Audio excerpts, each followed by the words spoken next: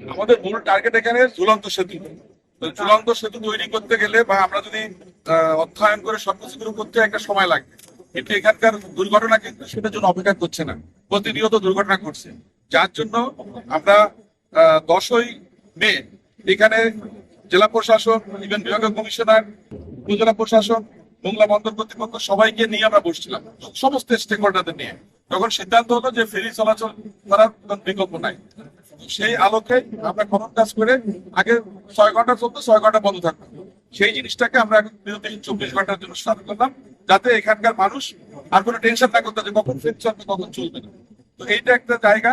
আর দ্বিতীয়ত এখানকার সকালবেলা বিশেষ করে 7টা থেকে 8টা এই 1 ঘন্টা 14,000 মতো শ্রমিক শুধু ইপিজেডে যায়, পাশাপাশি মোংলা বন্দরে যাচ্ছে, এলএনজি প্ল্যান্ট সহ এখানে শিল্প অঞ্চলে যাচ্ছে। তো এই মালগুলো কিন্তু একটা মানে যাতায়াতের জন্য যে স্বস্তি সেটা কিন্তু তৈরি হচ্ছে এখানে। তখন আর এই যে সমস্যা হচ্ছে না, কারণ প্রত্যেকটা ফেরিতে প্রায় 500-র মতো লোক একসঙ্গে পার হতে পারছে। তো আমরা একটা সার্ভে একটা নোট করি এবং চেষ্টা করবো সকালবেলা ওই সময় আমরা 1 ঘন্টার জন্য প্রয়োজনে ট্রাক সহ অন্য যে এগুলো উঠবে এগুলো বন্ধ রাখতে হবে।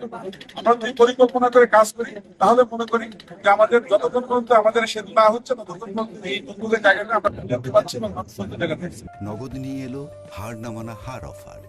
সর্বনিম্ন 10,000 টাকা রেমিটেন্স নগদে পাঠালে থাকছে স্বর্ণের হার জেতার সুযোগ।